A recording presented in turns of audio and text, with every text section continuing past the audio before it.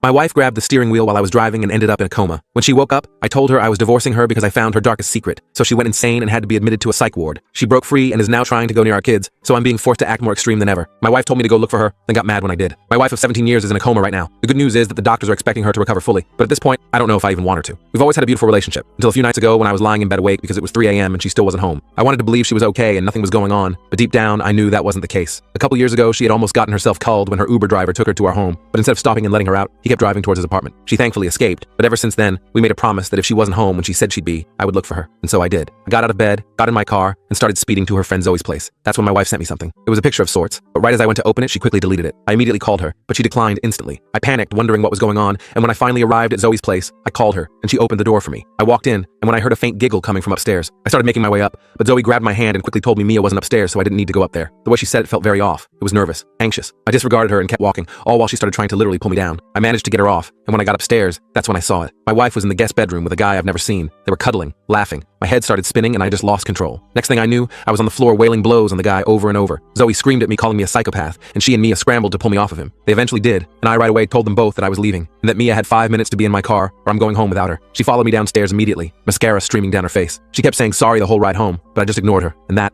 made her angry. She began screaming, calling me psycho for following her at night, but I still wasn't responding, so she did the only thing she could think of. She grabbed the steering wheel. Our car swerved, and we scared another vehicle in the opposite lane. That vehicle veered straight into us, and we smashed through a guardrail at 60 miles per hour. Mia's body jerked violently, and she passed out on the spot. Our kids still don't know we've been in an accident. I haven't called anyone. I'm sitting here beside her in her sleep right now, machines breathing for her, and I'm having panic attacks trying to process my own feelings. A huge part of me wants to just walk out of this room. I want to call her parents, tell them what she did and what happened, and let them know she's their problem again after all these years. We said, for better or worse, and I meant it. But we're no longer married. Part of me wants to leave her a note saying too bad worse happened after she ended our relationship. The only thing keeping me in this damn room is my children. I want to see them so badly right now, but I have scratches on my face and neck. They'd know something happened if they saw me. As much as I feel my wife has defiled herself and our family, my kids need her. I thought I had a life partner, and as horrible as she turned out to be, my children need a mom. There will be talks I'm not qualified to have. There will be injuries that need kisses instead of being told to walk it off. I'm a damn good father, but I can't be a mother too. I clutch my phone, scrolling through pictures of the kids. Logan at his baseball game last weekend, hitting a double and grinning as he stood on second base. Ella drawing a picture of our family with her favorite purple crayon, all of us holding hands with giant smiles. How do I tell them their family isn't what they thought it was? How do I protect them from what's coming? Please help me. How can I sit here and look at someone who has stabbed me in the back so cruelly? Should I call her parents to come? What do I tell them? I really don't want to be here, especially with her parents. If I don't tell them what she did, they'll know I'm angry. What do I tell my children? Yes, I can tell them we were in an accident, but I can't fake emotion like Mia apparently can. When I loathe someone, it shows on my face. They'll know I'm angry at their mother. How did my life come to this? I know I need to see a lawyer. I figured that much out. But how do I handle this? Every time a nurse comes in to check on Mia, they give me sympathetic looks, assuming I'm the worried, loving husband. If they only knew the truth, they'd understand why my hands are shaking with anger instead of concern. The hospital coffee I've been drinking tastes like acid,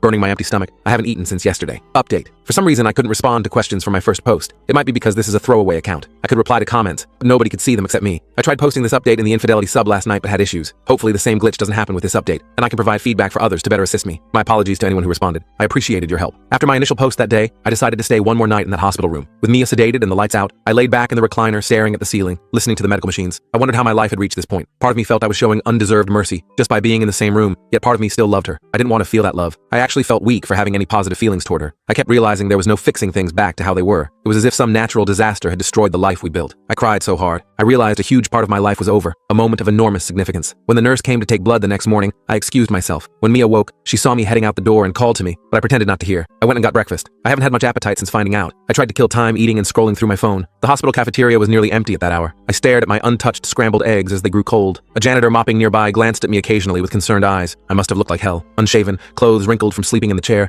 eyes red from crying and lack of sleep. There was an unread text from Zoe asking where Mia was. I decided at 7 a.m. it was late enough to knock on her parents' door. Her dad was always an early riser. I planned to talk to him first, and if he thought his wife needed to hear it, he could wake her. I saw smoke coming from the wood stove in his workshop out back, so I knocked on the door before entering. He noticed the scratches on my neck and bruise on my cheek. I explained there had been an accident. Mia got the worst of it, but we needed to talk. I think he assumed I meant about the accident, so he woke my mother-in-law to hear what I had to say. We sat in the kitchen as I explained how a car in the oncoming lane veered into our lane around a curve. With the heavier vehicle and four-wheel drive, I managed to keep us on the road until we hit the guardrail. The passenger side door caught one of the vertical I-beams mounted in concrete. Even with side airbags, Mia hit hard. She had serious injuries, but I told them she was stable and expected to recover fully. They both cried knowing their daughter had suffered, but would still be around for them to love. As soon as they started saying they'd help take care of Mia, I stopped them and explained the accident wasn't what I'd come to tell them about. They looked confused as I described waking up that morning, sending a text, then heading out in the snow to check on their daughter. I told them about walking in on Mia and some guy I'd never seen and unconsciously beating him repeatedly. They were shocked. I gave them her hospital room number and explained I always wanted them in the kids' lives, so I hoped we could stay friendly. I told them my dad was watching the kids, but I was divorcing their daughter since she'd broken our vows and wasn't my wife anymore. I was leaving to tell the kids about the accident and that we were splitting up. I wasn't going to tell them their mother cheated. I told my in-laws that while I hated how things ended, at least I could say I wasn't the one who destroyed our marriage. They tried telling me not to be hasty, that she made a mistake, and all the usual excuses. I just smiled, said I'd loved having them as in-laws, and walked out. Her father's face had gone from shock to anger to sadness in the span of minutes. He gripped his coffee mug so tightly, I thought it might shatter. Her mother kept repeating, "No, no, no," in disbelief. The kitchen clock ticked loudly in the silence between our words. The smell of fresh-baked bread from their counter, normally so comforting, now seemed to mock the wholesome family life that had just been shattered. When I got to my dad's, I had so much to get off my chest. I entered through the kitchen where my dad was having coffee. All he knew was that I was supposed to be on a cruise. He stood and asked what I was doing there. I just grabbed him, hugged him, and cried like a child. It was the kind of thing where you want to know what's happening, but sense someone needs to cry it out first. He led me to the den and sat me on the couch while he got my mom. We both urged her to have coffee first, but she knew if I was there alone that early, something bad had happened. I first explained about Mia cheating, me catching her, and leaving Zoe's. Then I explained the accident and Mia injuries. I told her parents only an hour before so they could visit her. My parents were stunned. Mom finally asked what I was going to do. They both cried when I said my only option was to divorce Mia and be the best father I could for my children. As our conversation wound down, I heard my daughter Ella squeal, "Daddy!" and run down the stairs toward me. That woke Logan, who joined us minutes later. I hadn't seen them in what felt like forever. I spent time hugging them, happy to see them. They eventually noticed my scratches. I told them about the accident and that their mommy was in the hospital but would be fine. I said Mia's parents would eventually pick them up to take them to see her and left it at that. I spent the day playing, talking, holding, napping with, and laughing with my children. Those two made me want to live again. Until that point, I was honestly about 50-50 on wanting to go on. But they're worth living for, protecting, and cherishing. Logan showed me his new video game, explaining every detail with excitement. Ella brought her favorite stuffed unicorn for me to meet. Their innocence was both heartbreaking and healing. They had no idea their world was about to change completely. Mia's phone was destroyed in the crash, so nobody had heard from her for days. That night, I started getting texts from my mother-in-law's phone that I knew were from Mia. I ignored them. They continued off and on through the night. I turned off notifications. The next day, I spoke with 3 law offices about filing for divorce. I can't say I want or need a legal divorce, but that will divide assets and determine custody. What she does with whom is no longer my concern. I've met with 2 firms and like the second one quite a bit. I'll meet with a 3rd highly rated lawyer to see if he impresses me. If not, I'm going with the second firm's top divorce attorney. Either way, I'll have removed 3 top legal resources from her list of candidates. A win in my book. Custody is my primary focus. I'm not going for full custody and wouldn't want it if I could get it. They need their mother. But because of what she did, she can never again be part of my life. A go-between can handle drop-offs. There's no reason for me to ever speak to her again. I obviously never knew her, so why would I continue interacting with a stranger? Each time my phone chimed with another text from her, my stomach knotted. I finally silenced it completely. Though the temptation to read her excuses and pleas was strong, part of me wanted to hear what she could possibly say to justify destroying everything we built. Another part knew no explanation would ever be enough. Update 1. I'm not sure where to begin or what to say. I guess first, I did get a very good lawyer. Her firm is rated highest at representing men in divorce cases in my area. Instead of passing my case to someone else, she took it herself. Everyone at the firm has been kind and supportive. I can tell they care beyond getting their retainer and payoff. Tara, my lawyer, has done everything to help with my well-being and sanity. After agreeing to take my case, we filled out the usual forms. I listed property, bank accounts, and income estimates. After explaining the accident and what happened before it, she asked if I'd had an STD panel. I said I had, and everything came back clean. She then asked if I had documented the infidelity with pictures or video. I said I hadn't been thinking rationally enough to do that. She called a PI her firm uses and set up a meeting for the next day. I live in an at-fault state, so while I knew Mia was unfaithful, I needed evidence for the divorce to go my way. We arranged for one of her staff to be the go-between for communication with Mia dad and drop-offs. I had her aide notify my soon-to-be ex-father-in-law that Mia could have the kids that upcoming weekend and following week. Tara then asked if I'd arranged therapy for me and the children. I explained I had my first appointment that week, but since the children hadn't been told anything yet, I was holding off for them. She said to let her know when I felt they needed professional help, as she could recommend several therapists. She seemed sincerely sorry for what I was going through. I tend to dislike lawyers, but I think I found one with an actual soul. She gave me a list of things to collect and do before our next meeting. Many instructions matched advice from users here. So when she told me to get 2 DNA kits from the drugstore, I thought nothing of it. I knew it was standard protocol. When I got home with the kids that night, I did the cheek swabs for me and them, sealed everything, and mailed the kits after taking the kids to school the next morning. Tara's office was immaculate, all dark wood and leather with floor-to-ceiling bookshelves. The atmosphere was serious, but comfortable. She wore a navy suit with subtle pearl earrings, professional but approachable. Her handshake was firm, and she maintained eye contact throughout our conversation. I felt immediately that she understood what I was going through without pity or judgment. 2 days later, Friday, the go-between dropped the kids with their grandfather for the weekend. I went to work and was returning from lunch when I got an email notification from my personal account. Seeing it was 2 emails from the lab, I waited until I got to my computer. At my desk, I opened the first email and clicked the link. The results confirmed Logan is indeed my son. I opened the second email and clicked the link. I read what it said. I read it again. I couldn't say anything, just shook my head. I knew I had to leave the office before breaking down, but managed to screenshot both results and email them to myself. I went to my car and broke down crying as the realization hit me. Ella is not my daughter. I can't imagine losing an arm would hurt much more than losing a daughter. It felt like my soul had been taken. I didn't know who to call. I just sat crying, wishing I could wake from this nightmare. I downloaded the files and texted the pics to my lawyer. Within seconds, Tara called asking where I was. Work was all I could manage. She told me to stay put. Someone from the firm would be there shortly. I hung up, opened the door, and vomited uncontrollably until I was dry heaving. By the time I stopped feeling dizzy, a paralegal arrived to take me to the firm. Once Tara finished with a client, they brought me to her office. She immediately said sometimes tests come back wrong. She understood I was upset and had every right to be, but urged we test Ella and me again at a local lab to ensure accuracy. I couldn't believe what was happening. Even after catching Mia cheating, I assumed the DNA test was just a formality. I never thought she'd have another man's baby. Who did I marry? I couldn't confront Mia, even if I wanted to. I didn't have concrete proof, yet I couldn't imagine how we'd have that conversation if the results were confirmed. Someone at the firm checked my blood pressure to make sure it wasn't dangerously high. It was elevated, and I felt close to a panic attack, yet numb and shocked simultaneously. I wondered what was next. I struggled to grasp that my little girl might not be mine. I couldn't wait 2 days to know the truth, so the go-between arranged to pick Ella up the next day for a few hours and return her to Mia's parents. We did the test in a sterile environment with trained medical staff. There was no mix-up. I am not Ella's father. It still took a day to get results, and she was back with her mom by then. I cried even harder the second time and was glad Ella wasn't there to see it. I sent the results to my lawyer, who called to check on me. She urged me to seek out family and not go through this alone. I drove to my dad's, crying the whole way. When I arrived, my mom knew something was wrong but couldn't get me to say what. Finally, I just managed to say, "Ella is not my daughter." Mom asked, "What?" but knew she'd heard correctly, and I couldn't repeat it. After about 30 seconds of silence, except for my uncontrollable weeping, she called my dad, telling him to hurry home but be careful, that I had bad news. I could tell Dad wanted a hint of what was so terrible. She just urged him to be safe and get home quickly. He arrived in about 20 minutes, and we all cried for hours. I'd console Dad, he'd console Mom, they'd console me, but we were all inconsolable. They asked about Logan, and I assured them he was mine. They expressed relief, then felt guilty for being relieved about only losing one grandchild. They asked what I would do. I said I didn't know. The only certainty was that Ella would never want for anything she needed, and most things she wanted. I didn't even care about potential child support at that moment. She'd be taken care of. As horrible as I felt for myself, I felt worse for Ella, who was totally innocent. Each time I closed my eyes, I saw Ella's face, her dimpled smile when she laughed, the way she scrunched her nose when concentrating, how she always wanted me to brush her hair at night. I'd spent 6 years loving this child as my own, and now I didn't know what to do with all that love that suddenly felt misplaced. The steering wheel bore the brunt of my anger as I pounded it repeatedly on the drive to my parents' house. Did I want custody of her?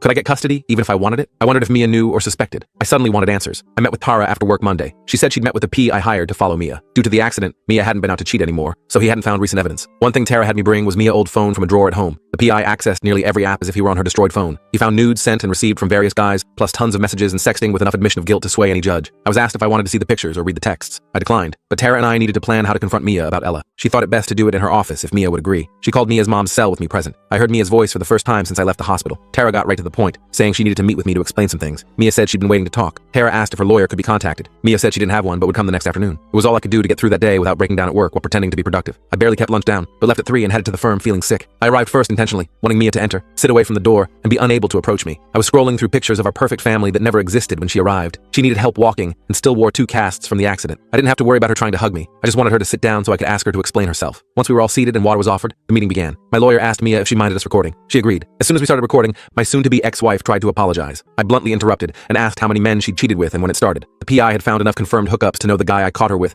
wasn't the first by far. She didn't know what we knew, of course. I think to reduce the severity of the incident before the accident, she planned to only admit what she knew we knew. I asked again, roughly how many men she'd slept with since our son was born. That specific time frame made her pause, but she kept acting clueless. She still thought it was a game, and I was losing my cool. Tara put her hand on my shoulder and gently pushed me back. She looked at Mia and asked if I was a good father. Mia quickly praised me, saying she couldn't ask for a better father to raise her children. I wanted to flip the table at how she said, her children. Tara then asked if the other father of her child would be a good dad too. As Mia asked what other father she meant, my lawyer slid Ella's paternity results across the table. As much as I've hated what my life became since discovering her cheating, I needed to see her reaction in person. She was clearly shocked to learn Ella isn't mine. She tried saying, "You're her father who raised her," but I shut that down. I asked who Ella's real father is. She looked down, seemingly protecting someone. When she said she didn't know for sure who Ella's father is, I completely broke down. I couldn't take it anymore. Mia was crying but asked to explain. She reminded me about her postpartum depression after Logan was born. I did try to be as supportive as possible then. I definitely spent every moment I could caring for our son, so she could have time to herself. Some days she was so depressed she couldn't get out of bed, and I took care of everyone. But I loved doing it for our family. I'd foolishly thought getting through that made our relationship stronger. Nope. I remember those dark days after Logan's birth. Mia would stare blankly at the wall for hours, barely eating, barely speaking. I'd hold the baby in one arm while cooking dinner with the other. I'd take Logan to every pediatrician appointment alone,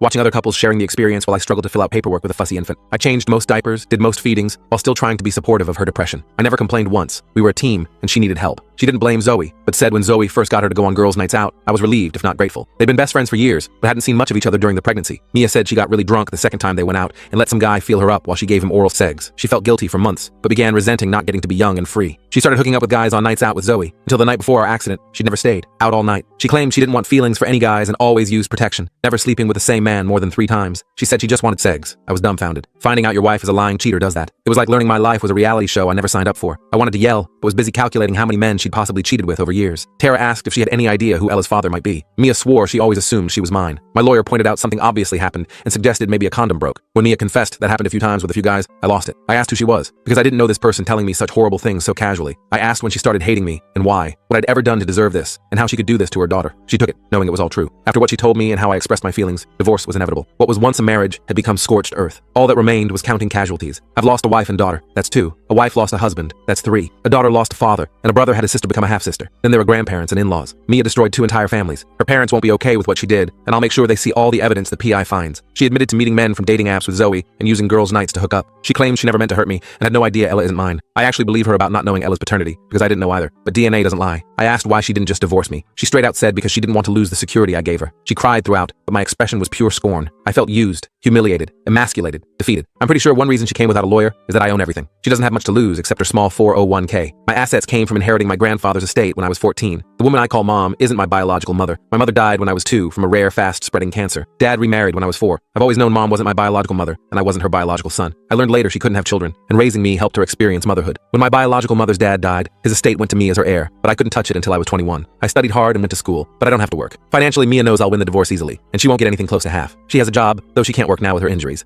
Part of me wants to punish her, while another part just wants to be done with her. Mia was obviously medicated for pain. Maybe that's why she was so blunt, but her words cut deep as my imagination made them worse. I asked if she felt any shame. She claimed she did. I asked how we'd find out who Ella's real father is. Mia started with, I already know who her father is. Nonsense. I wasn't in the mood for philosophy about what makes a father. Whoever Ella's biological father is deserves to know, and she needs his family history for health reasons. The PI's evidence didn't go back to before Ella's birth. I asked if she could find any of these men, or had saved their numbers. She had the nerve to say the point of losing their numbers was never seeing them again. I said she might have wanted to keep a number to let someone know he had a child coming, or if she got an STD. I want my name off Ella's birth certificate. DNA proves she's her mother's child, not mine. I'll support her financially by choice long past her turning 18. She'll want for nothing. As for Logan in custody, I'm unsure what to do. Before the paternity test, I strongly wanted a 90-10 arrangement giving Mia 1 weekend a month and certain holidays. Now that Ella isn't mine, I don't feel right pursuing custody of her even if I could. Since Logan is her brother, half-brother, I don't want to separate them. I don't want either child to suffer, but I haven't seen Ella since the test results, and I can't let her see me break down. Her therapy will cost me plenty, but I'll pay it. Her real dad might not be able to afford it. My own therapy will pay for some psychiatrist's beach house. The enormity of what had happened kept hitting me in waves. One moment I'd feel numb, the next overwhelmed with anger, then sadness, then back to disbelief. I could barely recognize my own reflection in Tara's office window, my face gaunt, eyes hollow. The man I'd been just a week ago was gone. In his place stood someone trying to navigate a nightmare with no map and no end in sight. Driving home after the meeting, part of me wanted to end it all. It seemed the best solution for everyone but me. Both families could pretend about paternity. Mia could sleep around openly while spending my grandfather's money. The kids wouldn't face a broken marriage. But by the time I got home, I thought, F that. Tara is drawing up divorce papers and legal documents to declare I'm not Ella's father. That will take longer, but I want no legal grounds forcing me to interact with or pay for a child who isn't mine. The legal team is researching ways to find Ella's father. Many ancestry sites suggest potential relatives when results come back. That's our first plan. Even if results don't identify a specific person, they might point to a brother, cousin, or relative. Whoever the guy is, he may not be ready for a child he didn't know about. It could cause anxiety in his life, but I doubt it will compare to the terror I felt losing my daughter because she never was mine. Everything is so screwed up right now. Nothing is stable. Chaos is my daily burden. The kids return Sunday afternoon. I've never not wanted to see them before, but I know many inevitable situations await that I can't prepare for. When Ella wants to hug her daddy, I don't know how I'll react. Hug her and cry knowing she was never truly mine. Tell her I'm not who she's looking for? I can't be mean to her, but my heart is broken. There's nobody to take this out on. Even Mia. Nothing I could do short of murder would equal her betrayal. That scale will never balance. She used me and discarded me. She deserves hell for her promiscuous lying ways. I'm destroyed, and everything I loved is too. I'll win the divorce. Tara and her team will make it the most lopsided asset division in divorce history. But Mia has reduced or removed the value of so much that it feels like she's already won. Again, to hell with her. I'm left with a son she'll try to use against me and manipulate. Some people are so horrible they deserve to be put down like animals. I made the stupid decision to have a child with one. I just know now I'm not the only stupid one. The house felt empty without the children. I wandered from room to room, looking at their toys, their clothes, the drawings on the refrigerator. In Ella's room,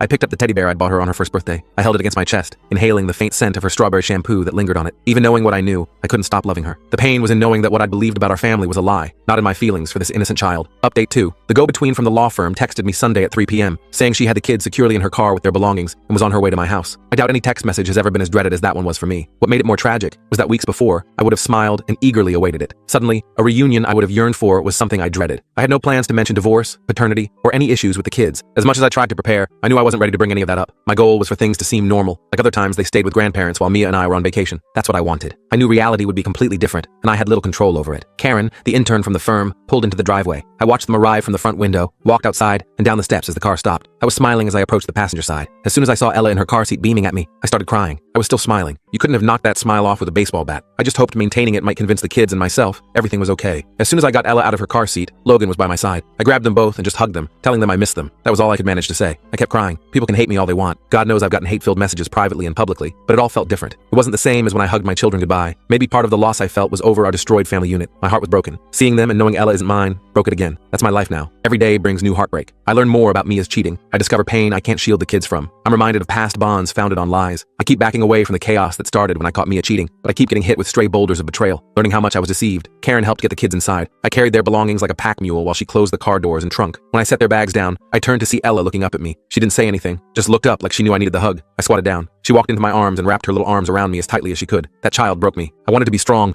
but no kid should hear a parent cry like that. Everyone keeps saying to do what damages them least. That's logical, but what if everything damages them? What if there's no way to prevent the damage? Letting her see a source of strength broken has to harm her. If I abandon her, it destroys her. Yet by staying in her life, I damage her too. A 6-year-old shouldn't console a grown man, especially for something that isn't her fault. I was seething with rage toward Mia, but this little girl she lied about being mine showed me love the only way she knew how, by hugging me. The truth hit me then. She and I are both victims. As the adult, I should handle it better. She doesn't even know she's been victimized yet. Like survivors of a plane crash, we both made it, but with soul scars. As survivors, we need to stick together. We're going through the same thing from different perspectives. I was feeling the loss while sparing her much pain by taking it myself. I've been seeing this as Mia taking my daughter from me, but it's equally true that Mia took her father from her. Mia is the villain here. I'm done feeling guilty for my feelings. There's no paternity handbook. Reddit knows how to respond to cheating and gives great advice through divorce. But the proper way to react when you learn the daughter you raised was never yours? Get out of here with that. Nobody can tell me how I should feel or react. The only analogy is children switched at birth, where a couple faces it together. They were both deceived. They both learned their child isn't biologically theirs. Unless you've experienced that or what I'm going through, you can't understand how it feels. After about 30 minutes, I pulled myself together. Karen left after hugs from all three of us. I gave her a small envelope with $500, saying it was for gas. We both knew her electric car didn't need gas money. I carried Ella around while Logan showed me things he'd made with his grandfather. Ella kept her arms around my neck, making sure I knew she'd helped stain the wood. I played my standard, I don't believe you game. Logan joined in. That turned into a tickle session. First for Ella, then Logan. I can't describe how wonderful yet heartbreaking it was to hear Ella's squeals and laughter. Seeing Logan happy was a joy for my broken soul. Knowing the future held little of what we were enjoying. They teamed up to wrestle me. I liked seeing them work together, even against me. Father or not, by the time Ella's old enough to date, she'll know how to say no firmly. I put on music. Since she was a baby,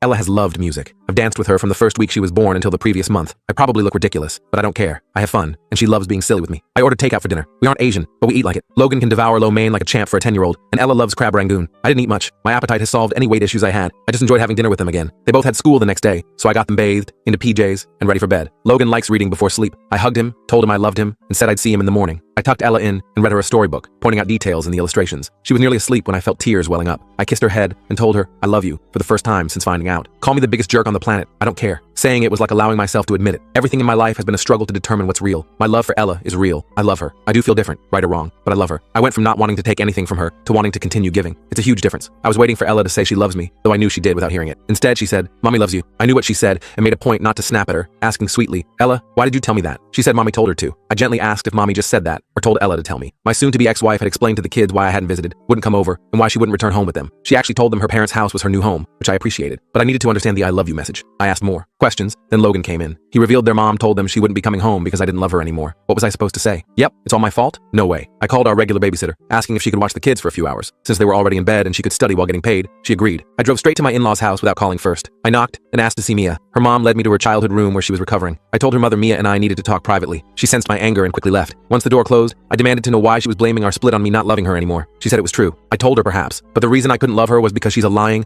deceitful, worthless, promiscuous whore trying to deflect blame. She said she'd already tried to apologize, but I wouldn't listen. I exploded, asking what good an apology would do. It wouldn't undo or prevent damage. Besides, I didn't believe she was truly sorry. I asked how she could manipulate two innocent children to make me look like the bad guy if she felt guilty. I asked when I became the villain who destroyed our marriage. Without hesitation, she said, when I didn't give her a second chance. I asked if she was mixing pain meds with alcohol, because that was the only logical way she could think a lying cheater deserves mercy, dignity, or respect. I don't even recognize my wife anymore. It's like she's possessed by a completely different person. I asked if she felt justified destroying everything for segs. She said it wasn't just segs. I reminded her she claimed to want no emotional involvement. She said much of it, especially at first, was about validation. She liked being pursued. She got angry when I asked how she could consider herself chaste. But actions affect how others perceive you forever. My hands shook as I stood over her bed. Her room remained exactly as it had been in high school. Trophies from cheerleading competitions, photos of us at prom, posters of bands we'd seen together. The contrast between the innocent girl I thought I'd married and the stranger before me couldn't have been more stark. The overhead light cast harsh shadows across her face, highlighting how much pain medication had dulled her eyes. She looked small and broken in her childhood bed, but I felt no sympathy. Physical wounds heal. What she'd done to our family never would. Mia and I talked for hours. She said during her depression after Logan's birth, I'd been the best supportive husband she could have asked for. So I had to ask why she betrayed me so cruelly. She said despite the happy event in our lives, part of her was so anxious she wanted to die. She felt love for me and Logan, but somehow felt depressed and dead inside. She stayed out of work 6 extra months due to her issues. I got her the best mental health care money could buy. She admits that. She said even that made her feel guilty, like she was letting me down while I carried us. She felt overwhelmed even though she knew she wasn't bearing any burden. She started doubting if she should have become a mother despite always wanting to be one. She withdrew from friends in person and online. She told me daily she loved me and apologized. I always said she had nothing to apologize for. I just wanted her to get better. Maybe she was apologizing for what she was about to do. When Zoe showed up unannounced that first day, I was glad to see her. I knew Zoe was bold enough not to be pushed away, but kind enough to get Mia to open up. It still took months before anything like a night out happened. Just getting Mia to Starbucks was a victory then. I'm sure guys think I'm the biggest fool for letting my wife go to bars with a single friend. 99% of the time,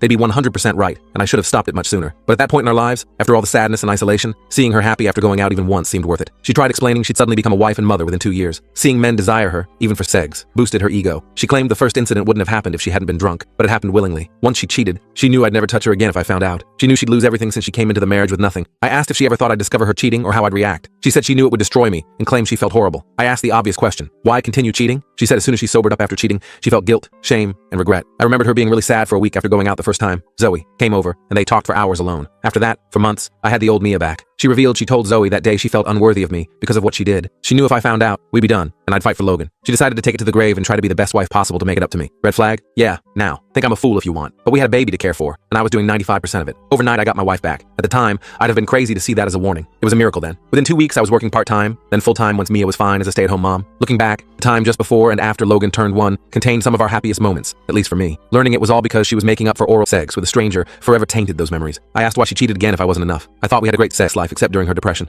She always seemed to enjoy sex with me. She said the longer she kept the secret, the worse she felt about herself. Unlike after Logan's birth, she couldn't show me how she felt. She knew I'd want to comfort her and ask why she was sad, but she couldn't tell me. She reminded me of when I went to a reunion of my bio-mom's family out of state. I took Logan to introduce him to her family. Mia canceled last minute, claiming illness. I couldn't have stopped her from cheating then. That was already done, but I might have prevented her deceiving me for 6 years about a child I cherished that was never mine. I wasn't blaming myself. She should have been on that plane. Actually, she should have already confessed to let me move on with my life. Somehow multiple mistakes, lies, and disregard for consequences became my burden. That's something you do to an enemy, not someone you claim to have loved. She told me she was severely depressed that weekend while I was away. She knew she was unworthy even if I didn't. She was punishing herself, even if I didn't know she deserved it. She rationalized that she knew if I knew the truth, I'd see her as disgusting. I never stopped showing my love or telling her how much I loved her, but she said eventually she realized if I knew the truth, I wouldn't love her. My attention didn't matter because she knew she was unworthy, and I'd realize it too if I knew about her sordid encounters. She said she called Zoe to cry on her shoulder, who convinced her to go out for drinks. According to Mia, she spent the first part of the night crying and asking what to do. The bartender bought her shots to cheer her up. She didn't have to say Zoe encouraged her to flirt. She found herself kissing a guy in the back alley and stopped herself. She went back inside feeling even worse because she cheated again. More alcohol followed. Zoe needed help getting Mia inside, so she asked the guy Mia had just kissed. Zoe left them alone, and clothes came off. I asked if she ever thought of Logan or me while betraying us both. She got angry and said she never betrayed her son. I told her she betrayed not just me and Logan, but Ella, our parents, everyone who watched our vows, and God above. She betrayed our family's sanctity, but I stopped, shaking my head, saying despite what she'd done to that point, she should have let me go. I would have cared for Logan. She could have slept around with the entire state after we divorced. I'd have helped advertise, but she didn't. She kept lying and cheating. So much disgusted me, like how she had a strategy after the first few guys. She didn't want them getting attached since she wasn't leaving unless forced. She wasn't seeking emotional connection. She called it fishing, getting a number, breaking the ice, giving a nibble, pulling away, making him pursue on her schedule. She said she already knew I thought she was beautiful, so getting second opinions didn't seem wrong then. I just shook my head. Anyway, the bartender isn't Ella's father. He was months too early, and she claims they hooked up just once. I asked if she remembered names of specific guys she was talking to. Maybe a couple first names, but I wouldn't know where to find them. Was enough to end the conversation for the night. I wanted more answers, but details weren't coming out in one night, and that wasn't why I came. She was seated in a chair with her cast propped on pillows. I got inches from her face and told her she was a pitiful excuse for a human who I believe has no soul. I said her actions have caused unimaginable pain and will continue to do so. I looked her straight in the eyes and said I wouldn't let her hurt our children anymore. I told her plainly that I was the one deceived for 6 years. If anyone deserved some slack for focusing on their needs, it was me. I warned her that petty games and manipulation would only make me loathe her more. We weren't getting back together, ever. I was disgusted by her touch. Loyalty wasn't in her vocabulary. But father or not, I would be loyal to Ella. I would protect her, even from her mother's lies and manipulations if necessary. I told her Tara has friends who'd love a new car for getting Mia declared an unfit mother. It was a threat, and I meant every word. I said if she had things to say, she should say them to my face. Using Logan or Ella to relay messages wouldn't happen again. Ella should know little to nothing about our divorce or paternity for now. When the time came to tell her, I would break that news. I would explain how her mother victimized us both, but we survived together. There was no way I'd let the person who destroyed so much for us downplay it or blame me. That terrible news wasn't coming soon, unless absolutely necessary, and I'd decide when that was. I pointed out she didn't have a lawyer and told her the kids would stay with me for at least the next 2 weeks. She needed time to reflect on her betrayal and cruel manipulation that would only hurt Ella. I'd let her know when she'd earned the right to be a mother again. There wasn't much she could do. I had the kids. She had 2 broken limbs. Let her experience loneliness. I've made mistakes in my life. Driving home, I kept wishing I could have known how things would turn out. This is my life's greatest struggle, and I hope it's the biggest I ever face. So much has been destroyed. The sham marriage needs to be demolished completely, but there's no reason to hurt a little girl who doesn't know about the battle between her mother and daddy. I want it to stay that way. These children can't see us together. When Mia and I are in the same room, the atmosphere is toxic. I won't fight with her in front of them, but I will call out any manipulation. Sorry this is long, but every decision has 1,000 consequences. The man up, DNA doesn't matter crowd needs to understand that hurting Ella is the last thing I want. I plan to be in her corner and fight for her. I don't know how this will end, but that little girl and I were betrayed by the same person. Someone I won't let damage her as she damages damaged me. No one is coming near my daughter until I allow it. That won't be Mia's decision. If I check his background and meet him, I'll make that call when the time comes. Until then, Logan, Ella, and I are weathering a storm. I've shielded them from what's coming and will protect them from as much fallout as possible. But we're all going to bleed before this is over. This carnage could have been prevented, but once the bomb explodes, the damage can't be avoided. Sorry for venting. This was meant as an update only, but it's sometimes too much. I'm in therapy twice weekly. Not sure it's helping, but it's early, so I'll give it more sessions. I need to focus on healing and making this life transition as seamless as possible for the kids. Thanks for the direction and encouragement. Many have helped tremendously. I promise to help others here someday, just not today. My therapist's office is painted a soothing blue-gray with comfortable furniture and dim lighting. She's middle-aged with silver-streaked dark hair and glasses that slip down her nose when she's listening intently. She doesn't take notes while I talk, maintaining eye contact instead, which I appreciate. Sometimes she hands me a box of tissues before I even realize I need them. I've started looking forward to those sessions, even when they're painful. Okay, I've calmed down after food, a shower, and many hours of sleep. I'm closer to sober and can see things more clearly. I'm not sure who God is, but I can say this: F God, because that's about all I have left given what I know. I need to share information past the Reddit rules, because this site is run by scared kids. The children are with extended family Mia once called evil racist trash, but they turned out mostly not to be. They all pity me, which is pathetic and unwanted. Mia is manipulative and could make anyone give up. She had them believing the kids hate me, which has worked 900% of the time on everyone around those kids, so they think I'm abusive. They got scared something happened to the kids and Mia blurted, "I told them I wasn't their bio dad." They were confused when I didn't just agree. That hurts the kids and makes them hate me more. Fox the law. I'm gathering as much info as I can to get her out of our lives. To think the people meant to help can hurt more than strangers. Here are facts as everything falls apart. Her affair was before, not after. So Ella isn't related to the man she's with. The other girl has been around for half the child's life. Mia doesn't want me knowing everything about those two. It doesn't seem as significant now that she's gone. It's all lies. Her real face won't let people see what happens when everything falls apart. She needs someone and can't bear independence. She acted out to get more from these guys. Detectives told them they have all the people involved, so the law can handle it. This isn't her fault. My plans for the kids won't work anymore in this new evil reality. These are huge decisions Reddit can't help with. I don't know if some new man can just walk by these kids without caring as he drives away. They don't deserve this and can't just accept someone new. I don't know if such a person exists. It has to work, but nothing will help them when this happens, so they'll always hurt. For now, I know what's best. Many things will help them eventually. When this war ends, I'll find what helps. I wanted to believe her mom didn't know, but that's another lie. We must get better. Thanks for the help, but I doubt I'll return. This is as transparent as I'll get. Just got off the phone with detectives, or as Ella calls them, bad guys. Mia is going to prison for child endangerment, kidnapping, theft, fraud, and extortion. I'll explain that next time, but first I need to tell you about Ella. Karen is in the middle of a birthday bar crawl tonight. We're out and very drunk. More to follow. Mia disgusts me that much, and I'll view her that way forever. No emotional bond with someone else would make me think so horribly of her. Unworthy in an instant that became a 6-year time bomb. The motion to adopt Ella was the second or third biggest thing Mia faced when I filed papers. At noon, a sheriff's deputy served her divorce papers at her parents' house. 10 minutes later, another deputy served her papers for my civil suit. Calls and texts to my lawyer went unanswered. Tara urged her to get legal counsel. That wasn't what she wanted to hear. She reportedly screamed at several staff members that day. Tara eventually told her the divorce would proceed regardless, and further harassment would be severely dealt with. I wish Mia had kept pushing. Orange was never her color, but what she did should be criminal. Over a week later, her lawyer called Tara for their first discussion. He asked if we were serious about the civil suit to recover expenses from raising a child who isn't mine. Tara assured him we'd try to recover every cent from paternity fraud, adding that it wasn't about money. Even if I win, I probably won't see much of any award. But if I win, money will come from every paycheck until paid in full, a costly reminder of what she did. Even if I lose, she must pay a lawyer she can't afford. He acknowledged most assets, including our home, were mine before marriage. But he argued we couldn't expect custody of both kids, child support from her, and no spousal support after her serious accident. Tara told him his client was unfaithful long before the accident and picked a bad time to get caught. She informed him our goal was making this as painful as possible for Mia. Her car was the only valuable item in her name, and she could keep it. Mia could keep her retirement savings because my portfolio dwarfed hers. She wouldn't have that 401k without my urging her to maximize contributions each pay period. She never paid utilities. Buying her car and insurance was her only expense. The rest was hers. Now she must live on it. She's already feeling financial pressure, and it will worsen. If I win the civil suit, Starbucks sales will plummet, but it's necessary. I don't think she expected I'd go this far. Regarding cars, I drove hers for months after mine was wrecked. Being her only valuable possession, adding mileage was satisfying if petty. But I bought a new SUV and had a friend follow me in it as I returned Mia's car to her parents. I left the key in their mailbox, not knowing when she could drive again. Given her past, I figured she'd be seeking new partners as soon as possible. I hoped living with her parents made her feel young and irresponsible. Having random men at her parents' house would be tacky though. She'd eventually need somewhere to offer herself to strangers, like a 2020 Acura. I considered donating her car to a community college criminal justice department. Those students would become experts in using luminol. As warped as it sounds, the most satisfying thing about returning her car was the spare tire. It doesn't have one, which was a major concern I raised when she bought it. I remember her sweetly saying she had me to call if she got a flat. I nearly left a note under the trunk mat saying, "Bet you wish you had a spare now," but she'll get the message eventually. A few days after the lawyers spoke, they met in person to discuss Ella. Mia's side wanted a meeting about Ella's situation. Even reluctantly, I agreed to prevent obstacles to adopting Ella. We met at Tara's firm. I was seated in the conference room when Tara entered with opposing counsel and Mia. I never truly understood rode hard and put away wet until that moment. She looked terrible. For minutes, I thought my eyes were deceiving me through hatred. It wasn't until Tara gave me a side glance at Mia's appearance that I realized I wasn't imagining it. She'd lost weight until her face was slightly concave. She'd never been overweight and lost baby weight easily both times. She looked like she was headed for a Florida mugshot. She'd cut her hair, not quite a Karen cut, but close, and it looked unwashed since the accident. Nothing she wore would have looked good, but I made sure she got all her clothes back. Her ensemble wasn't my fault. The lawyers discussed preliminaries. I felt Mia watching me, but avoided looking her way. I wanted to convey hatred when I finally glanced at her. I wondered where the beautiful woman I knew had gone. Bullet dodged. from beautiful to disheveled in 6 months. Now I'm just somebody she used to know. Thankfully, we started discussing Ella, distracting me from Mia's appearance. They asked if we tried finding Ella's biological father. I said nothing about that would happen until divorce and custody were finalized. I asked if she remembered names that might lead to Ella's real father. I felt trashy saying it, and she didn't like hearing it. The truth is truth. She said no names from that time came to mind. I asked if she planned to block me from legally adopting Ella. She insisted she wished I'd never removed my name and certainly wouldn't prevent me from reinstating it. That was all I needed. Before I could leave, Mia asked, "Could you have forgiven me after my first mistake if I had confessed and sworn never to stray again?" She got me. It's a question she'd asked herself repeatedly since first cheating. She knew the answer, and so did I. Just asking was making a statement. She knew giving herself to someone else would make me remove her from my life instantly and permanently. We discussed how we'd both handle being cheated on. I told her if I discovered she cheated,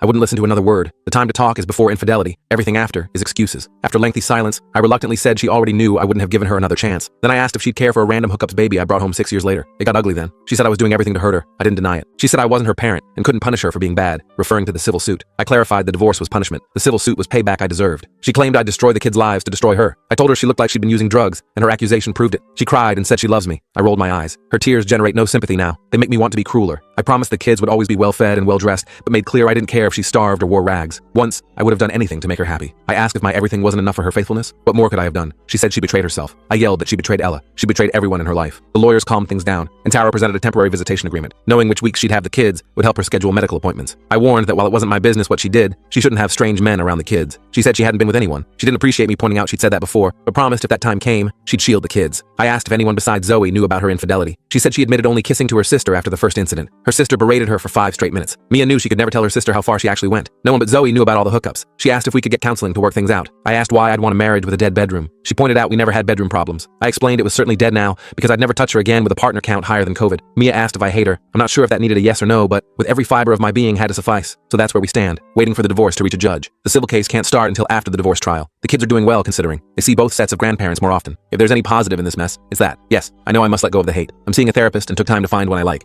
Even she acknowledges I have legitimate reasons to hate Mia. I'm not seeking validation, but knowing my hate isn't irrational helps. I know it's not good for me. My therapist is helping me vent and let go. I'm not good at meditation, but it's new to me. My first therapist was okay for about 4 sessions. The first session is always introductions, regardless of what you share on forums. She seemed positive initially, sympathetic, yet encouraging. She assured me I was doing better than most at being a good dad, which was nice to hear. But when we discussed past issues before the cheating, her tone changed. Not a direct quote, but she suggested sometimes we do things that hurt our partner, but they say nothing. If those issues fester for weeks, months, or years, it's like a powder keg we helped create. No, she didn't have a European accent, but I have enough pride and sense to know that despite my flaws and mistakes, nothing justified what Mia did. Nothing I ever did made even 1% of her actions righteous. So I found a new therapist. I tried sessions with a male counselor who understood the feelings of emasculation and mental images. He grasped how overwhelming it all is. I just wasn't comfortable with him. Thank goodness I'm mostly done crying. But for emotional topics, I don't want to cry in front of a man. Men are for drinking, sports, and fighting. We don't discuss why Gary's wife is emotionally unavailable or doesn't understand his love language. This guy doesn't anyway. Part of me wanted to give him more chance, but I didn't see us developing rapport. If that makes me sexist, so be it. I feel more comfortable confiding in women. That's my preference. And I finally found a good therapist. She was the only daughter with 3 brothers, giving her some understanding of men. Her specialty is infidelity and grief counseling. When I told her what brought me there, she used half a box of tissues. She said she's amazed I'm doing as well as I am. I'm still not sure if that was encouragement or shock that I'm not institutionalized. I'll call my therapist Megan for this post. She's helped tremendously just by listening. She says I'm hard to read and my appearance doesn't match my friendly personality. She noted I use humor to diffuse tension and disarm people. I told her it ruins the fun if she calls out my tactics beforehand.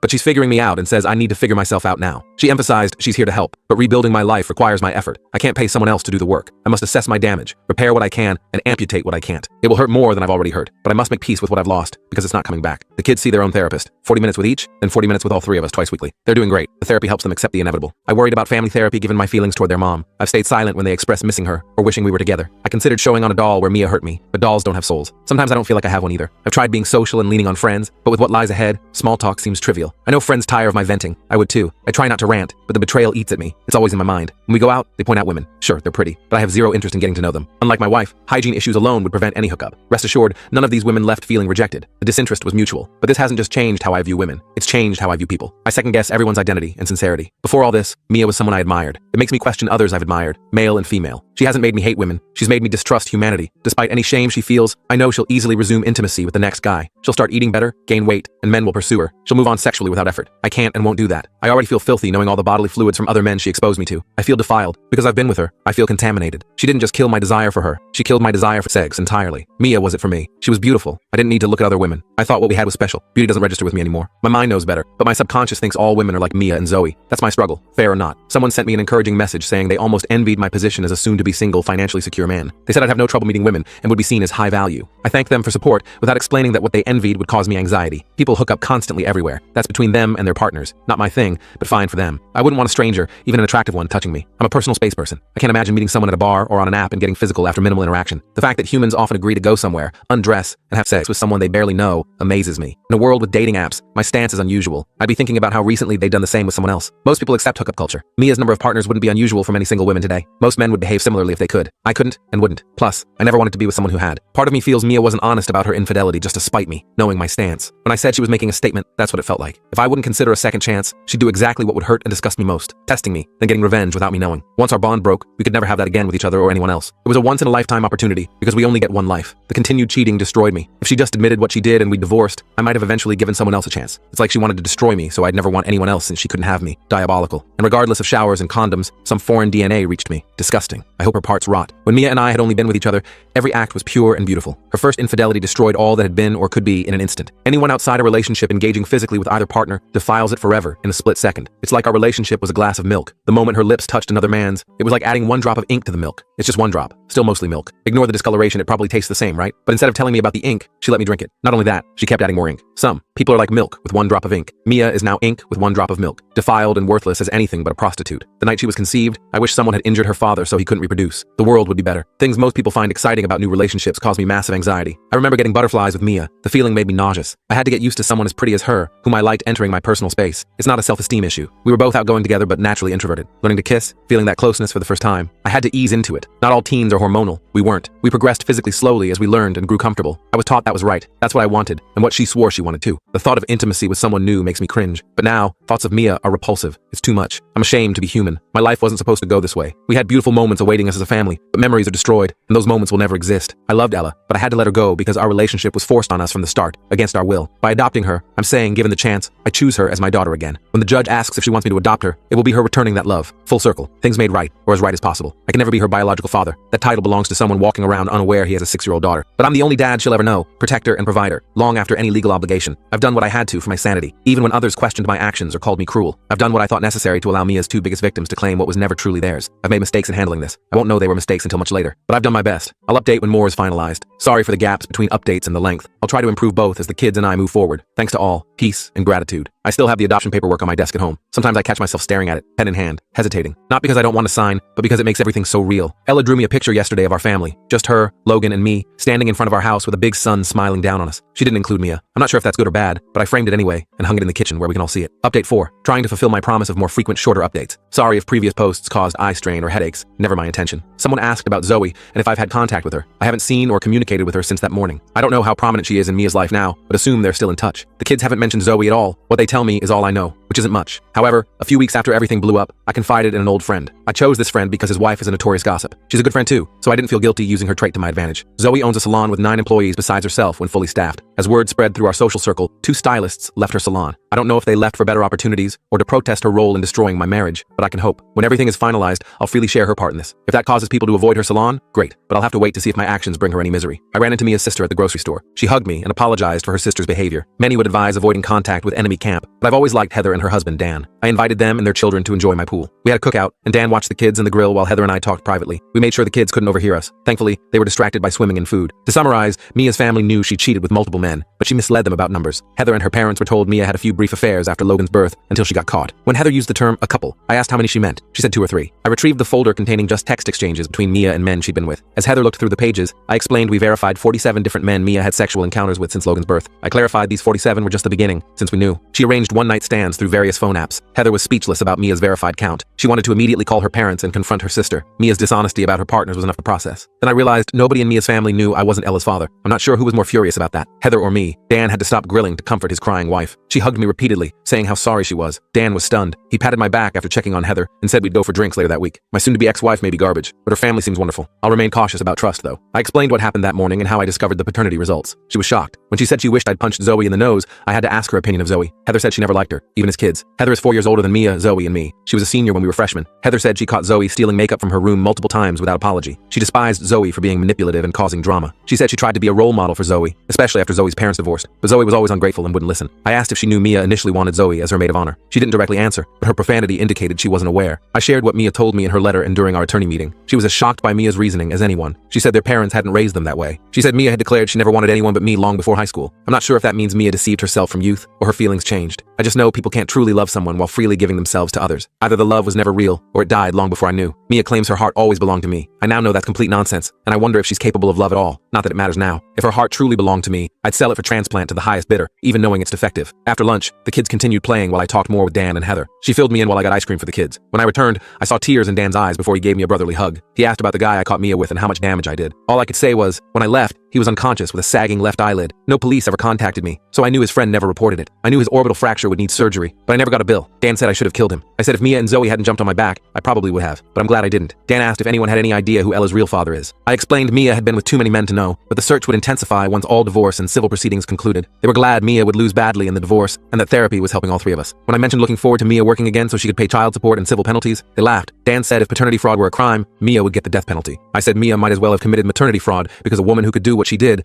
wasn't a mother at all. About an hour after they left, my phone exploded with calls and texts. Caller ID showed Mia's parents reaching out, along with unknown numbers. Then Heather called, and I answered. I could hear her, but there was screaming and yelling in the background. She stepped outside to tell me she'd informed her parents of the full truth. Her dad was throwing Mia's belongings into her car. Her mom cried and told Mia what a disappointment she was and how ashamed they were to have raised such a slut. Call me old-fashioned, but when your mother calls you a slut, you've definitely gone too far. I could hear Mia crying and pleading that she had nowhere to go. Instead of celebrating her comeuppance, I thought of the kids. I don't mind them staying at their grandparents', but anywhere else Mia might go, I wouldn't allow them to stay with her. If she went to Zoe's, I wouldn't let them near that home-wrecking stylist. Even if she somehow got a hotel room with her limited funds, I didn't trust her not to have random men over. I was pleased her family knew some truth, but this would create visitation issues. If she didn't find a stable, safe place, the court wouldn't allow unsupervised visitation. Seeing her kids under supervision for an hour or two every other weekend would hurt, but it was a situation she created with lies and promiscuity. Whether she ended up in a shelter or the gutter, I didn't care. Heather and I were still talking when I heard Mia come outside asking if it was me on the phone. Heather asked what I wanted her to tell Mia. I probably shouldn't have said the truth, because Mia grabbed Heather's phone and started pleading with me. She asked why I was determined to destroy her life. I simply replied, because you destroyed mine. She insisted I could have my life back if I'd just forgive her. I told her that life was over and never existed due to her lies. Again, she claimed she loved me. I told her, not elegantly, that the only thing she loved were herself and male anatomy. She insisted none of those men meant anything to her. I said they clearly meant more than me, family security, or she wouldn't have risked everything repeatedly. She asked why I'd ratted her out to her sister and parents. I asked why she hadn't been honest with them about everything, especially about Ella's paternity. She cursed at me, saying I am her father. I cursed back, saying I'm Ella's dad and always will be, but she should have told her family the truth. She said her parents would disown and evict her. I said I'd heard, was glad, and would make things worse if possible. She said she loves me, and asked how I could be so cruel to someone who loves me. I told her she should have asked herself that question 6 years ago. I said I knew she felt regret only because she was losing everything and people were learning the truth. I explained her actions made her deserving of being shunned and criticized. What she was experiencing from her family was exactly what she deserved. 3 days later, Tara called saying Mia's attorney wanted another meeting. We scheduled it for Friday at Tara's office. I didn't want to see or speak to Mia, but knew her homelessness would affect custody decisions. As soon as we sat down, her lawyer said Mia had been living in her car since her parents evicted her. I asked why she didn't stay with Zoe, who helped create this situation. Mia didn't respond, instead asking if I'd let her come home or try marriage counseling. I told her to ask her parents if she could return home. The house where her children and I lived was off limits to cheaters. She and Zoe should stay away. As for counseling, she could try that with whoever was foolish enough to marry her next, but I was certain she could never be faithful after living promiscuously for so long. Her lawyer objected to my language and tone. I told him he was a money grubber just for representing such a person, and asked if she was paying him through adult content or sexual favors. Tara touched my shoulder to calm things down, and asked if we could be more civil. I requested a break because I'd already prepared my next verbal attack and needed to cool off. We took 20 minutes, and I went to my car to escape everyone. I considered scratching Home Sweet Home on Mia's car hood,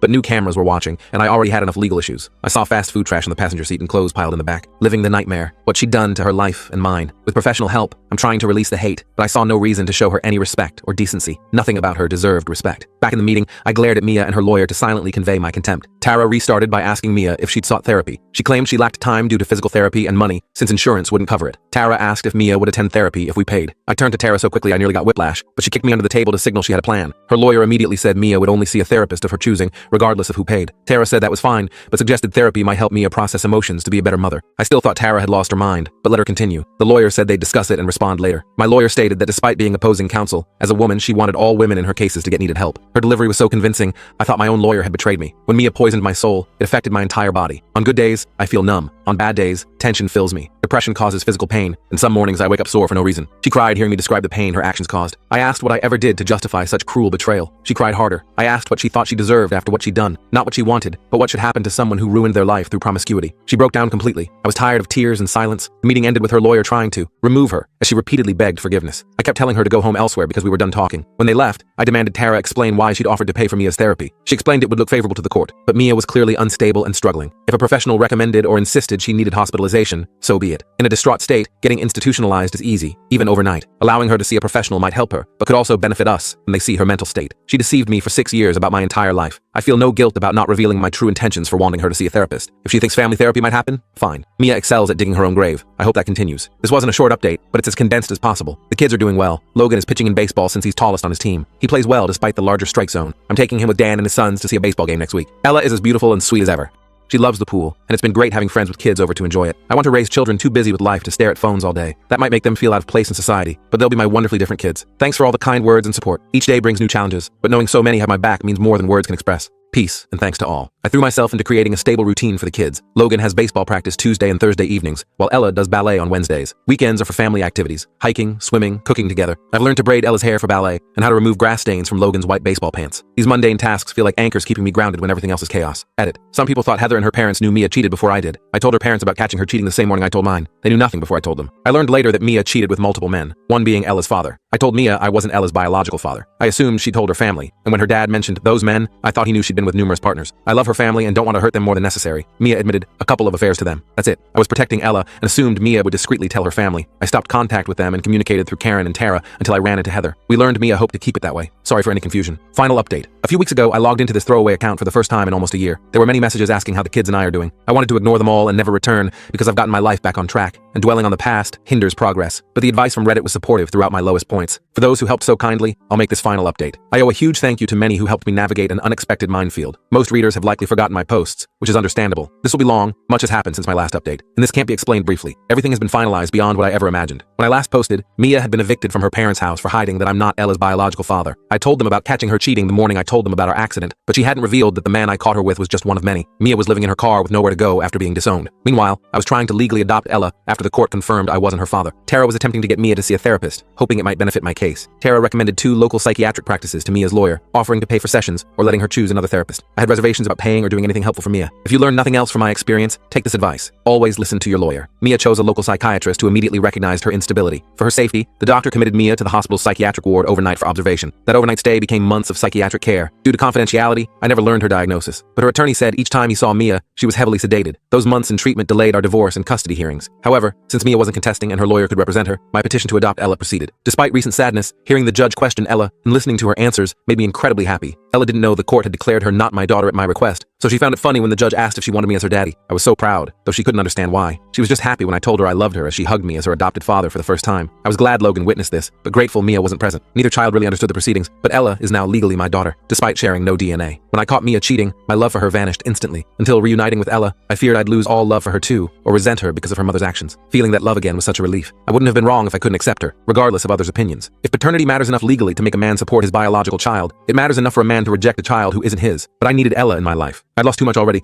and she needed a father who had loved her entire life. Honestly, a tiny part of me will always feel broken because she isn't biologically mine. Learning that was devastating beyond words. I know I'm doing my best in this situation. I believe time and love matter more to children than material things, which remains my focus. Besides Mia's mental health issues, there was no reason to delay the divorce. She wasn't getting anything from me, and even her lawyer admitted she had no hope for custody then. If she ever left treatment and found stable housing, she could petition for visitation or custody. The court appointed a legal aid to verify Mia was competent to proceed. Her lawyer had her sign the divorce papers with witnesses present. I appeared in court with Tara a week later for attorneys to finalize details. 2 weeks later, I was legally divorced from my biggest mistake. I should have been happy, and I was. Signing those papers symbolically ended our marriage, yet it felt anticlimactic. Mia's family remained firm about disowning her after learning everything. Part of that was likely to stay on my good side for visiting the kids. Though they knew she was hospitalized, they never visited, nor did I. From our conversations, I could tell how disgusted they were by their daughter's behavior. They were embarrassed for others to know how promiscuous she'd been. I understood completely. Knowing Mia had been with so many men made me ashamed to admit I'd ever been intimate with her. Heather ensured everyone knew what Mia and Zoe had done, except the paternity fraud. Through social media and conversations, word spread about their activities. Within a month, almost everyone knew about Mia's years of cheating, and they all planned to shun her if they encountered her again. It was somewhat humiliating knowing how trusting I'd been. But in relationships, you either trust or don't, and she'd never given me reason for suspicion. It wasn't until shortly before I caught her that I even considered infidelity possible. Looking back, I missed some warning signs, but she covered her tracks well. I should have ended girls' nights out once her depression improved, just on principle. But the night she stayed out was the first and only time that happened. She'd call if she was going to be even 15 minutes late, which was rare. I was worried because it was so unlike her. I wanted to ensure her safety. Many probably think I was oblivious for not knowing sooner. By keeping things purely sexual and limiting encounters with each man, she left no trail to follow. She wasn't attached to her phone or protective of it, so I never felt the need to investigate. She portrayed portrayed herself as a loving wife and mother. I wasn't the only one deceived. Many friends have said they were shocked and would have told me if they'd known. They were as clueless as I was. If Mia's behavior had been obvious, I and everyone else would have noticed. But everything she presented to the world was a complete lie. Nobody wanted anything to do with her, and no one cared if she remained institutionalized forever. The problem with having no contact with Mia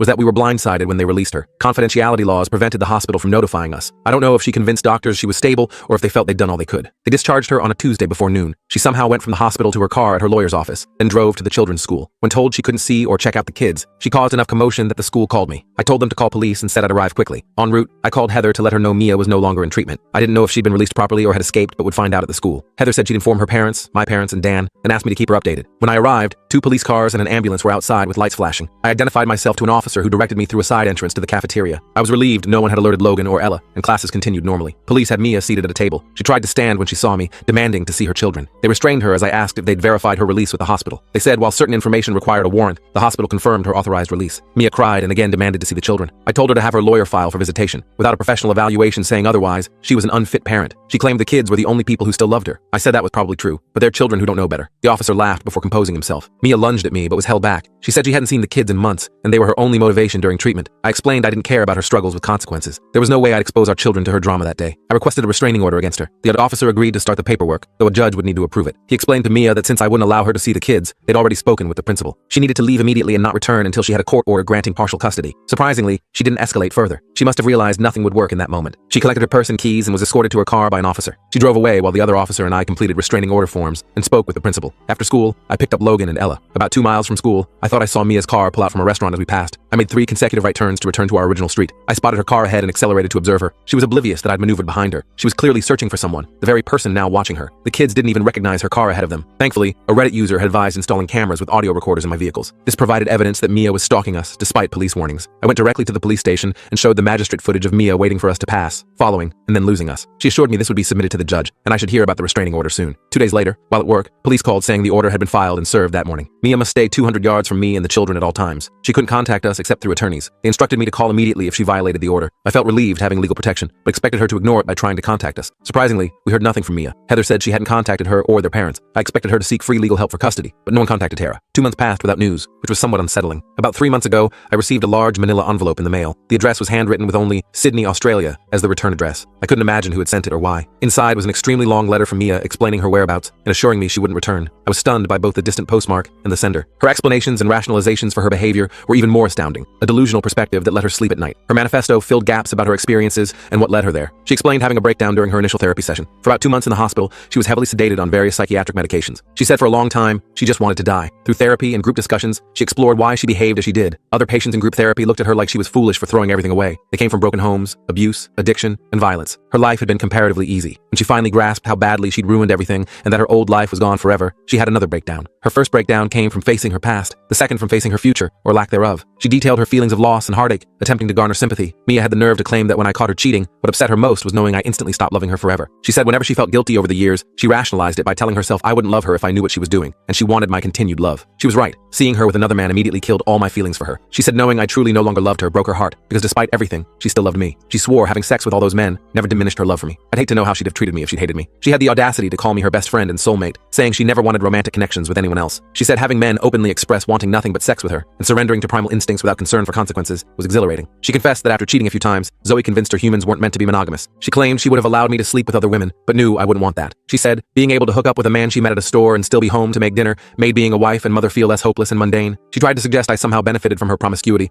because it taught her to be a better lover with me. First, would have preferred complete celibacy to being married to someone so morally bankrupt. And what kind of man would be intimate with a woman who offered herself so casually? Those men are equally worthless. Next time, try self-control instead of destroying a family. Call me old-fashioned. I'm sure many readers have called me that or worse. But if you feel you need sexual exploration, that's your choice. Many live that way now, but the time for exploration is before having children. It's before marriage. And it's definitely before cheating on your husband with so many men that you bear a stranger's child and pass it off as your husband's. However, if your exploration makes you someone only the most desperate person would commit to, so be it. If while dating Mia had said she needed to break up to sleep with random men she just met, I would have accepted that. It would have shown she lacked the morality, loyalty, and trustworthiness I wanted in a wife. If she'd revealed her true nature while dating, all this could have been avoided. avoided. I wouldn't have cared how many partners she had, as long as I wasn't one of them. She was either always unworthy of my love, or became unworthy through unforgivable actions. But just as she can't undo her promiscuity, I can't go back and remove her from my life. Her actions proved she doesn't deserve anyone's time or love. She'll end up a last resort at some Australian bar, allowing anyone drunk enough to find her attractive a few minutes of companionship. She wrote how heartbroken she was receiving notice that I was removing my name from Ella's birth certificate. Mia said she understood I couldn't bear to look at her anymore, and our daughter was just a reminder. She claimed what hurt more was my petition to adopt Ella, showing that while I couldn't give Mia another chance, I had enough love to give one to the product of her infidelity. She admitted feeling jealous of Ella. Knowing her children would enjoy all the comforts she once took for granted devastated her. Her words revealed her self-centeredness. She couldn't prioritize me or even her own children. Yet she hated knowing she'd miss important moments in their lives. She imagined seeing social media pictures of what she was missing, feeling like being stabbed. She explained that after the school incident, she tried reconnecting with old friends that night. The few who spoke to her were direct about their disgust and wanted nothing to do with her. Most pretended not to know her or ignored her. Some warned that if they discovered she'd been with their partners, there would be consequences. She realized her community had turned against her. Her former boss and co-workers knew everything, so she couldn't return to her job. The other driver's insurance had provided monthly payments until her hospitalization. When she stopped physical therapy, the insurance company closed her case. She had no money. Finding work close enough to potentially see the kids wasn't happening quickly enough for survival. She pawned items to subsist while job hunting online,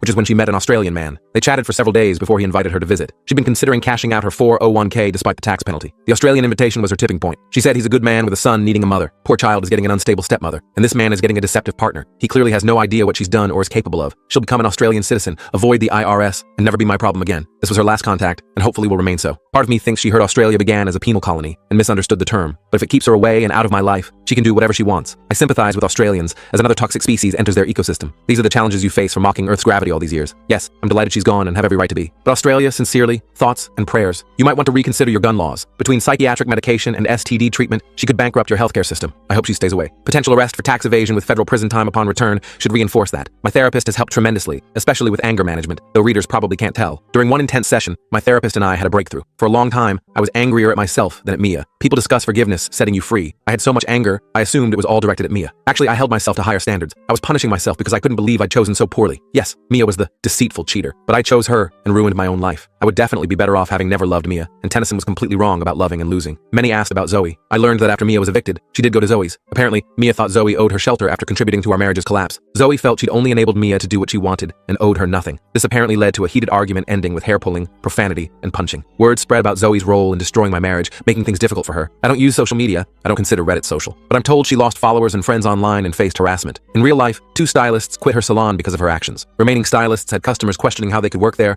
or requesting they change salons. Within months, she couldn't pay rent and closed. Last I heard, Zoe works at her brother's restaurant in Connecticut as a hostess. When she left town, I wanted to demolish her condo like Forrest Gump did to Jenny's childhood home because of what happened there. But neighbors in adjoining units objected. Many commenters suggested chemistry between my lawyer Tara and me. I thought they were delusional, but I'm apparently still oblivious to women's interest. After the divorce was finalized, since she wasn't handling my abandoned civil suit, I had drinks with her and colleagues to celebrate. As others gradually left, she said she needed to discuss one more matter. I expected a request for a review on their website. Instead, she said after working on my case, she appreciated how loyal I'd been to my wife and remained to my children. She admitted developing attraction to me during the divorce, but couldn't express it as my lawyer. She confessed I was difficult to read, and she couldn't tell if I felt anything for her, but she recognized a good man and decided to take her chance. It was flattering, especially after learning you weren't enough to keep your wife faithful to dozens of men. And Tara told me this before I gave her a well-deserved bonus, so I believe her sincerity. She just said, if I ever wanted drinks or conversation to call her. Tara is beautiful. Few men would disagree except the visually impaired. She's brilliant, talented, and composed. She clearly exercises regularly. Lawyers like looking good in court. She dresses elegantly sexy, which I appreciate. At one hearing when she entered in a pinstripe suit, I think the judge would have given me custody of his own children after seeing her. Even as jaded as I am, she would be an amazing partner for any man she chose. But for me, that or any relationship isn't worth the effort. I know I would unconsciously judge her past, which she doesn't deserve and can't change. Unfortunately, any woman I felt interest in would face the same unfair judgment. Many men messaged urging me to use dating apps for casual encounters, just to move past Mia being my only partner. I couldn't do that. A friend showed me local Tinder options. I won't be downloading it. If I wanted to address my limited experience, as one message suggested, I would have pursued Tara. It infuriates me that Mia took something I enjoyed and removed it from my life forever. Recalling our intimate moments makes my skin crawl, knowing she did the same things with many others. In Western society today, having only one partner either makes me prudish or desperate, yet I feel contaminated just from being with Mia. She destroyed everything that made intimacy special to me. Our exclusivity, vows, and union were squandered so she could experience casual encounters, and she lied endlessly. For a long time, I'd recall anything positive she ever said about me and assume it was also a lie. She made me doubt my sanity, parenting abilities, strength, and worth. I won't return to that. I have no one, yet I'm living. That proves there's no woman I can't live without. I'm already doing it. I have no animosity toward women and want the best for them, as Ella will be a woman someday. But nothing any woman offers would improve my life, only complicate it. If some women don't feel that way about men, they should. Humans, male and female, are toxic to each other and untrustworthy. Many asked about finding Ella's biological father. I've researched DNA ancestry sites extensively. My main concern is that when matches occur, companies alert both parties. As Ella's protector, I don't want anyone coming looking if a match appears. She's healthy with no apparent genetic issues, so I'll wait a while for testing. My current plan is to wait until at least her mid-teens, possibly her 20s. I could even consider never telling her I'm not her biological father if If there's any advice I still need from Reddit, it would be what's truly best for Ella. After everything, would never telling her be good or bad? Should I wait until she's a teen or adult at 18? I'm not worried about myself. I know the truth. I'm preparing for future scenarios, good and bad. How likely is she to develop a medical condition requiring paternal medical history? Please understand, any DNA testing would happen years from now at the earliest. With her mother so recently gone,